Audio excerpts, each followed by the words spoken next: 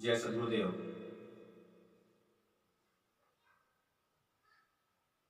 आज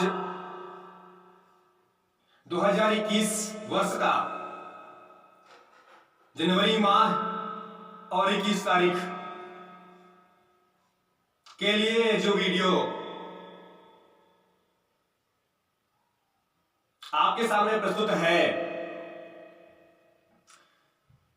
वह आपके जीवन के लिए अनिवार्य तो है ही, साथ के लिए आपके ऊर्ध्वगामी जीवन बनाने के लिए और एक विशेष प्रकार के चिंतन को सद्गुरुदेव के कृपानुसार उनकी चरण वंदना करके जो संकेत प्राप्त हुए उन संकेतों को मैं आपके सामने रख रहा हूं।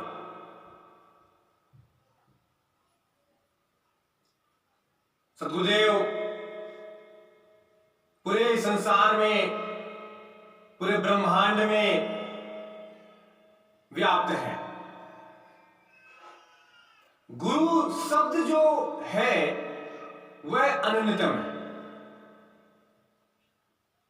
क्योंकि गुरु किसी हाड़ मास के पुतले को नहीं कहते। गुरु तो एक चेतना का नाम है, एक शक्ति पुंज का नाम है, एक ज्ञान पुंज का नाम है, और वह शक्ति और वह ज्ञान संसार के कण कण में व्याप्त है। वे तो हम मानवों को समझाने के लिए उस शक्ति को, उस ज्ञान पुंज को किसी मानव में समाविष्ट होना ही पड़ता है।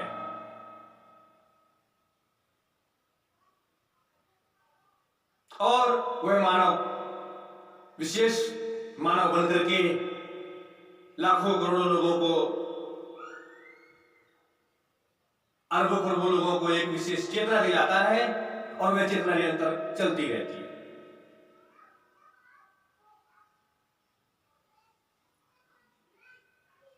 उस ज्ञान को हम अपने जीवन में उतार सकें, उस अध्यात्म के पथ पर हम अग्रसर हो सकें, ऐसी भावना हम में होनी चाहिए। जब हम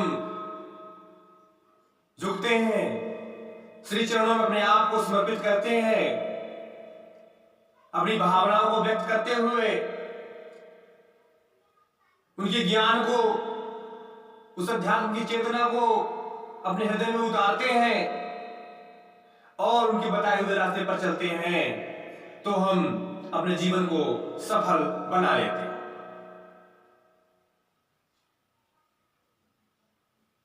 वह गुरु कई कई स्वरूपों में हमारे सामने प्रस्तुत हो सकता है।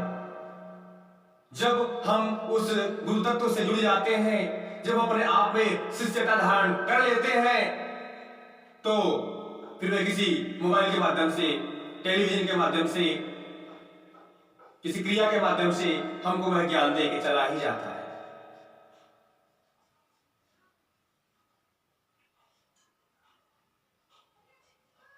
गुरु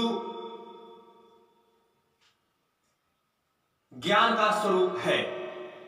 कहने का तात्पर्य यह है कि वह जो ज्ञान है, उस ज्ञान का नाम गुरु है, जिसमें वह ज्ञान समाविष्ट हो गया, जिसमें वह अध्यात्म का पूरा ज्ञान समा गया,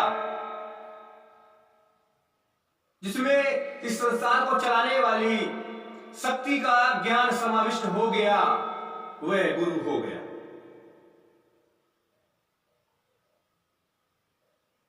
और जिसमें भी यह ज्ञान समाविष्ट हो जाता है, वह अपने नाम के आगे या अपने आप को यह प्रचारित नहीं करता कि मैं गुरु, मैं गुरु, मैं गुरु। यूं तो लोग ही यूं पहचान जाते हैं, आप पहचान सकते हैं, आप पहचान पाते हैं कि नहीं, उस व्यक्ति विशेष में तो एक अलग बात है। नहीं उसमें तो ज्ञान है, नहीं उसका कार्य भी है, जनसेवा भी करता है, विचार भी रखता है, उसके बताए हुए रास्ते पर चलने पर हमें सफलताएं मिलती ही हैं और फिर हम मान लेते हैं कि वह व्यक्ति गुरु तत्व को धारण करके रखा है। और जब वह व्यक्ति गुरु तत्व को धारण करके रखा है तो हमें चेहरे देखने से कोई तात्पर्य ही नहीं रह जाता, क्योंकि प्रभु श्री राम ने तो कई सारे गुरु बनाए। क्यों? क्योंकि उनको उन सभी चेहरों में, उन सभी मानव प्रतिमाओं में उस गुरुतत्व को देखा है। वह गुरुतत्व उनके चेहरे से झलका है और श्री राम ने उन्हें अपना गुरु मान लिया।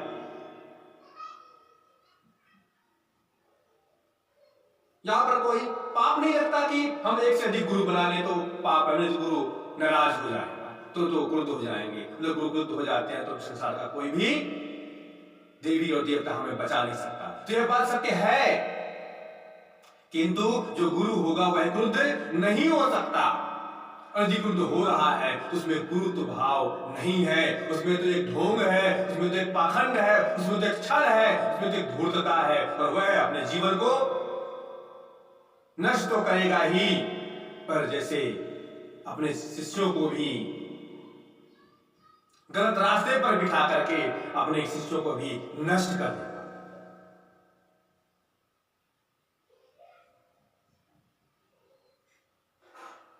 गुरु तो एक तूफान की तरह होता है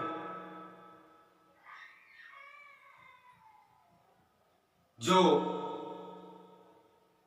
सारे अंधकार को मिटा देता है, सारे जीवन के कचरों को साफ कर देता है, प्रकाश पुंज की तरह होता है, सूर्य की तरह होता है जो काली अंधियारी रात्रि को समाप्त कर देता है, चंद्रमा की तरह होता है। गुरु में अहम भाव नहीं होता। ये जो अहम भाव है, जो मैंने घर बना दिया, मैंने जमीन खरीद ली, मैंने यह कार्य कर लिया, मैं ऐसा हूं, मैं नहीं रहूंगा तो क्या होगा, मैं नहीं था तो क्या था, मैं जब से आ गया अच्छा हो गया, ये खराब हो गया, ये गड़बड़ है, मैंने इसको सही कर दिया, यह भाव समाप्त होना चाहिए। जब तक इस अहम को गला देने की क्रिया नहीं होगी, जब तक इस प्रकार के विचार समाप्त नहीं हो जाएंगे, तब तक जीवन का सार समझ में नहीं आएगा और जीवन में पूर्णता प्राप्त नहीं हो पाएगी। जीवन में पूर्णता प्राप्त करने के लिए आवश्यक है कि हम अपने विचारों को, अपने गलत विचारों को, अपने उस अहम भाव को नष्ट कर दें। हमें मनन होना चाहिए, हमें चिंतन होना चाहिए एक अच्छे विचारों का, एक अच्छी क्रियाओं का, और इस संसार को कैसे चलाया जा सके, इस संसार में ऐसा क्या किया जा सके जिसके माध्यम से निरंतर और निरंतर एक प्रेम की धारा बहती रहे।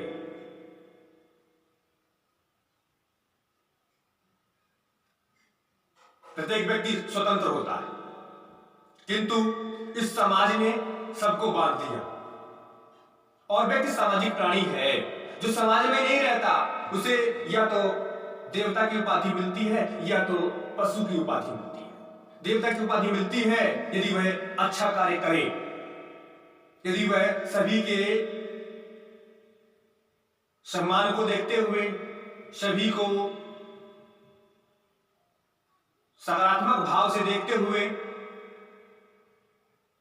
और इस जीव के लिए, इस संसार के लिए, मानव के लिए, वृक्षों के लिए, पशुओं के लिए, इस प्रकृति के लिए एक अच्छी विचार देकर चला जाए, उसके लिए वह कार्य करता रहे, तो वह देवता स्वरूप होता है,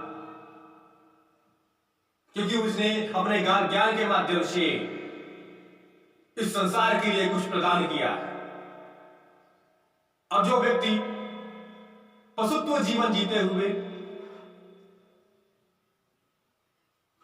मांस भक्षण करते हुए, दुनिया को लूटते खसोटते हुए, बेईमानी करते हुए और चोरी करते हुए जो जीवन व्यतीत करता है, वो उसका जीवन पशु से भी गया गुजरा होता है। इसीलिए अरस्तु ने कह दिया कि जो व्यक्ति समाज में नहीं रहता, या तो वह देवता है या तो वह पशु। अब हमें क्या बनना है, आपको क्या बनना है, या आप खुद निर्धारण कर सकते हैं। आपके पास कोई चीज हो, आप धनवान हो, आपके पास शक्ति है, सामर्थ्य है, क्योंकि आपके पास ज्ञान है तो शक्ति और सामर्थ्य है। आपके पास गुरु है तो आप में कोई कमी नहीं है। किसी व्यक्ति का भला आप अपने ज्ञान के माध्यम से, अपने धन के माध्यम से कर सकते हैं, करना चाहिए। तो आप उसे बचा के रखें, जैसे कि आपने कुछ प्राप्त किया है, बड़े मुश्किल से प्राप्त हुआ, यह ज्ञान तो मैंने 50 वर्ष में प्राप्त कर पाया है, इसको मैं कैसे ऐसे गंवा दूं, कैसे मैं दूसरे को प्रदान कर दूं। नहीं, मुझे यह ज्ञान प्रदान करना ही नहीं है। और यूं ऐसे करते सोचते और आप समाप्त हो जाते हैं, क्योंकि जीवन का कोई भरोसा नहीं है, आप कब समाप्त हो जाएंगे। इसलिए काल करे सो आज कर, आज करे सो अब, पल में प्रलय होगी तो बहुरी करेगा कब, फिर कब करेगा। तू क्या जानता है तेरी जिंदगी किसने लिखी, लेकिन तूने तो बस मैंने इतना पैसा कमाया है, मैंने इतना ज्ञान कमाया है, इसको मैं रखूंगा, मेरे काम आएगा, मेरी यूज होगा, मैं इस भावना को खत्म करना है। इसलिए अच्छे कार्य करते रहें, गुरु कार्य होते रहे, गुरु पादुका पूजन होता रहे, स्तवन होता रहे, यज्ञ होते रहे, जप होते रहे, तप होते रहे, और उससे लोगों का कल्याण होता रहे। यदि कोई गुरु भाई, यदि कोई व्यक्ति, यदि कोई विशेष सज्जन व्यक्ति के पास समस्या आती है, उस समस्या का निदान करने के लिए पूरा सहयोग होना चाहिए।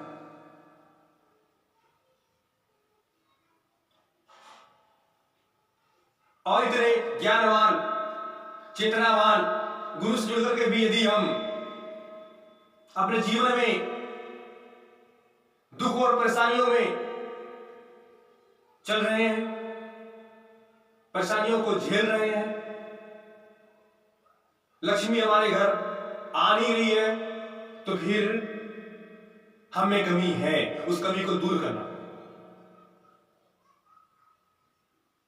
उस कमी को दूर करने के लिए खोजना पड़ेगा, ज्ञान को प्राप्त करना पड़ेगा, गुरु के नजदीक पहुंचना पड़ेगा। और गुरु के नजदीक पहुंचने का तात्पर्य, जैसे कि मैंने पहले बता दिया, कि कोई विशेष व्यक्तित्व के सामने खड़े होने का तात्पर्य, पहुंचने का तात्पर्य यह नहीं है। इसका तात्पर्य तो यह है कि उस ज्ञान धारा से हमें जुड़ना पड़ेगा, उस ज्ञान धारा से प्राप्त उन विचारों को अपने जीवन में लागू करना पड़ेगा, और तपस्या के माध्यम से, जप के माध्यम से, यज्ञ के माध्यम से, और हमें अपने अंदर उस शक्ति को स्थापित करके और एक ऊर्जावान व्यक्तित्व बनना ही पड़ेगा, तभी हमारी समस्याओं समाप्त होंगी।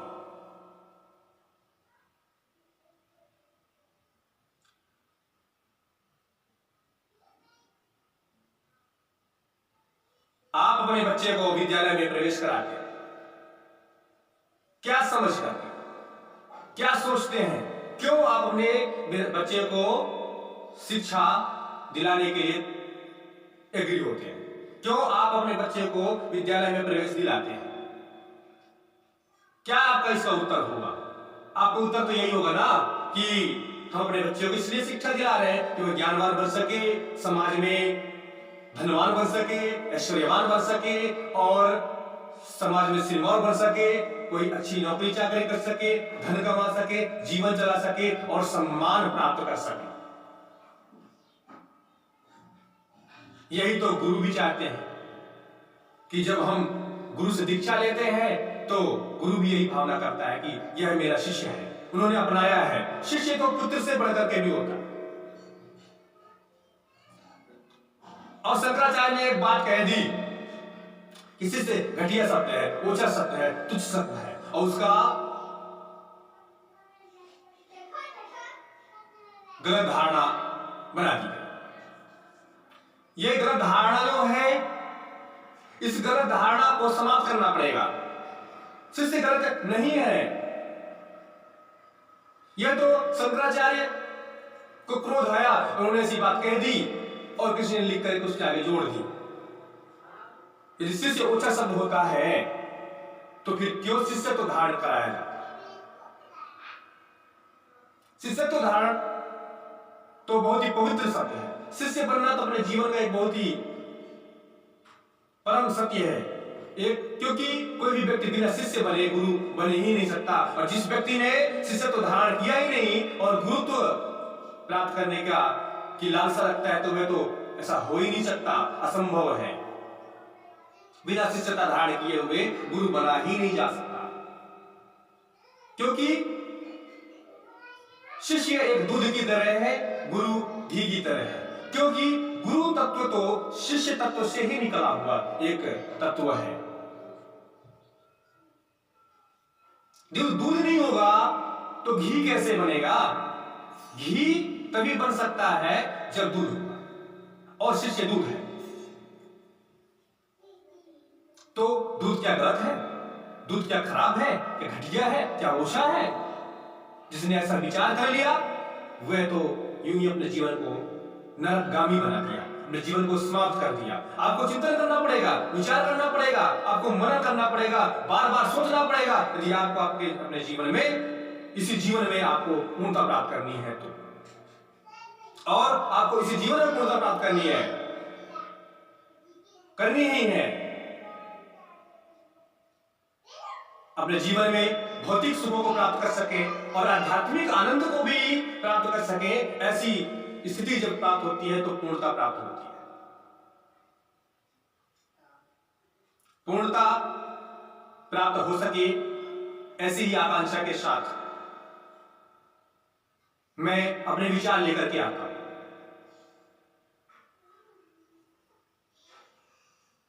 जनवरी माह के 21 तारीख के लिए यह भाव जो आपके समक्ष प्रस्तुत हो रहे हैं, ये भाव मेरे नहीं है। ये भाव तो प्राचीन काल से उस आध्यात्मिक रास्ते के चलने के भाव हैं, जो करोड़ों करोड़ों अरबों खरबों खरबों वर्षों के पहले ये विचार पैदा हो चुके हैं। उन विचारों को तो पुनः नवीनीकरण किया जा रहा है, क्योंकि जैसा व्यक्ति सोचता है, जैसा व्यक्ति सुनता है, जैसा व्यक्ति देखता है, वह व्यक्ति वैसा बन ही जाता है।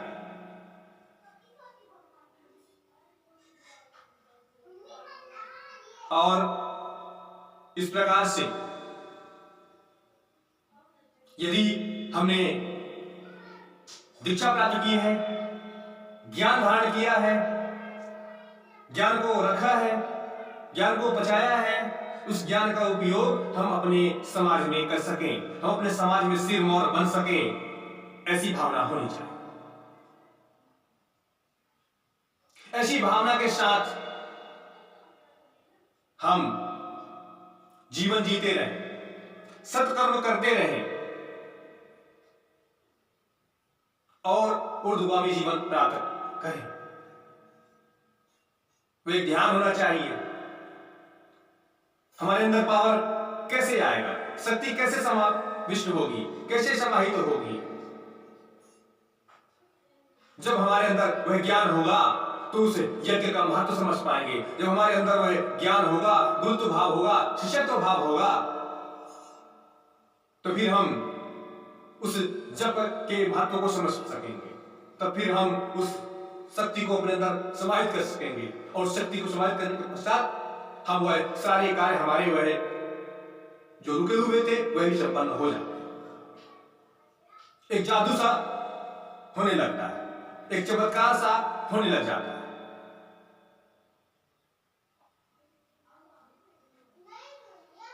हमारा जीवन इन 5 तत्वों से मिलकर बना है, और यही 5 तत्व तो इस ब्रह्मांड में भी है। जिस तत्वों की हम अधिक सुरक्षा करेंगे अपने इस शरीर में, वही तत्व जो ब्रह्मांड में है, वह तत्व जो ब्रह्मांड में, वह हमारी भी रक्षा करेगा। इसलिए उन 5 तत्वों से बने हुए उन सभी वस्तुओं को, जीवों को सम्मान प्रदान करना है, सुरक्षा प्रदान करना है। चाहे वह जानवर हो, पेड़ पौधे हो, सदुपयोग होना चाहिए। यूं ही हम वृक्षों को काटते चले, ऐसा नहीं होना चाहिए। इसकी आवश्यकता हो, जो वृक्ष आड़े आ रहे हैं उस कार्य में उसे अवश्य, लेकिन सभी वृक्षों को काट नहीं सकते। हम प्रकृति का दोहन उतना ही करें जितने की आवश्यकता हो। यूं ही व्यर्थ में प्रकृति का दोहन करना गलत काम है। लेकिन हम तो इस ऊहापोह में लगे हैं ना कि मैं तो करोड़पति बन गया, अब मुझे अरबपति बनना है, अब मुझे खरबपति बनना है, फिर खरबपति बन गए तो मुझे अब शंखपति बनना है, भाई मैं तो प्रधानमंत्री बनना है, वो भी बन गए, उसके बाद और भी नहीं, मुझे और भी आगे जाना है।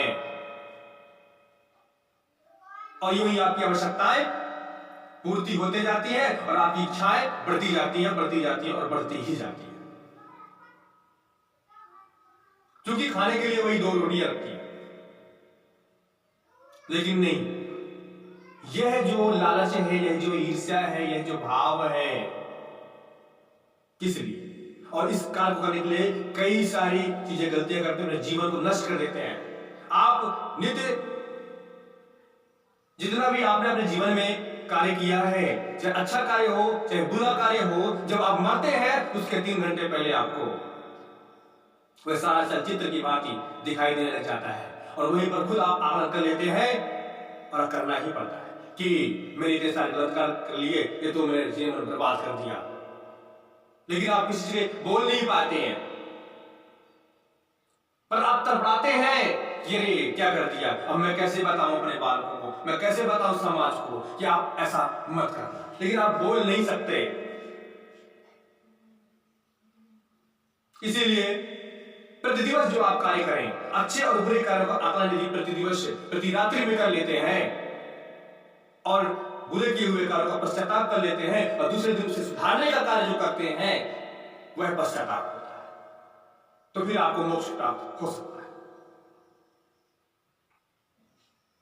अरे किसी ने कह दिया कि ये तो गलत कर रहा है, तो किसी के कहने से थोड़ी होता है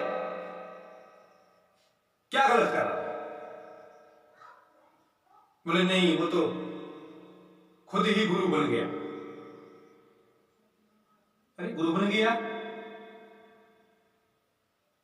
कैसे? गुरु बन गया? नहीं, वो खुद ज्ञान प्रदान कर रहा है, तो गलत हो गया क्या? यदि गुरु शब्द गलत होता है तो फिर आपने गुरु धारण किया है किसी का, वो भी गलत है फिर तो। और यदि शिष्य शब्द भी गलत है तो फिर आपने भी शिष्यता प्राप्त की है और उस गुरु ने भी शिष्यता प्राप्त की है, तो फिर वो भी गलत। इसलिए सही क्या है गलत क्या है, यह हमारी ऊपर तलछटी की बात है। यह तो हमारा बाह्य मन बताता है। आंतरिक मन से आप देखें कि क्या सत्य है क्या सत्य नहीं है, तो स्वतः ही आपके सामने उपस्थित हो जाएगा कि क्या सही और क्या गलत। खाने के लिए तो बस 2 रोटियां ही लगती हैं, मैंने पहले भी बताया। और जीवन यूं ही गुजर रहा है। एक एक दिन हमारे कम हो रहे हैं, हम मृत्यु के ग्रास बनते जा रहे हैं और नजदीक आ रही है मृत्यु। एक एक वर्ष समाप्त हो रहा है और हम सोच नहीं पा रहे हैं कि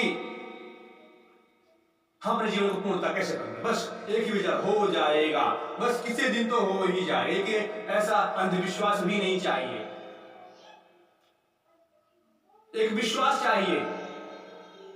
अरे जब हम एक छोटे से कार्य को संपन्न नहीं कर पा रहे हैं तो पूर्णता कैसे प्राप्त होगी, मोक्ष कैसे प्राप्त होगा? नहीं, बस ऐसे करते रहो, हो जाए। ऐसी विचार आपको तो यूं समाप्त कर देंगे। छोटा सा कार्य आप करके देखें, और जब आप छोटे से कार्य को संपन्न कर लेंगे तो आपके अंदर विश्वास होगा। जब आप किसी के समस्याओं का हल प्राप्त कर देंगे, जब आप किसी के काम आ सकेंगे, तब आपको वह विश्वास जो जगेगा और आपके साथ साथ उन आपके अनुयायियों के और आप उनके समाज के बीच में भी आप एक सिग्मा बन सकेंगे और तब जीवन की पूर्णता प्राप्त होगी। एक नया विचार, एक नई भावना अपने समाज में स्थापित करना है। इस प्रकार की भावना के साथ समरस बना देना है, निखिल तत्व प्रवाहित कर देना है। अरे किसी गुरु के 2-4 शिष्य ही मिलकर के पूरे विश्व में उस धर्म को, उस विचार को प्रसारित कर देते हैं, तो आप तो अधिक, आप क्यों नहीं कर सकते? आप क्यों हर जगह हाथ जोड़कर गिड़गिड़ाते रहते हैं, मुझे यह नहीं हो रहा, मुझे वह नहीं हो रहा? आप खुद सजग बने, चैतन्य बने, चेतनावान बने, ज्ञानवान बने। और ज्ञानवान और चेतनावान सोचने से नहीं बना जाता, उसके लिए तो खोजना जारी करनी पड़ती है, आपको खोजना ही पड़ता है। और वह ज्ञान आपको प्राप्त होता है खोजने पर, ढूंढने पर। और जो वह ढूंढने पर ज्ञान प्राप्त होता है, वह गुरु का ज्ञान होता है, वह सद्गुरु का ज्ञान होता है।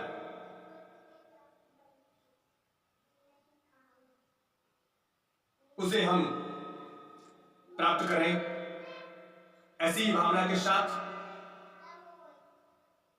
ये जो विचार मैंने आपके सामने प्रस्तुत किए हैं, ये विचार तो मेरे हैं ही नहीं, ये विचार तो करोड़ों करोड़ों वर्ष पहले दिए जा चुके हैं। और उन विचारों को वापस देने का श्रेय जो प्राप्त हुआ, उसके लिए मैं अपने आप को धन्य अनुभव समझता हूं। मुझे गुरु ने अपनाया, मुझे शिष्यता प्रदान की और मैं शिष्य ही बना रहूं, ऐसी भावना के साथ मैं आप सभी को नमस्कार करता हूं।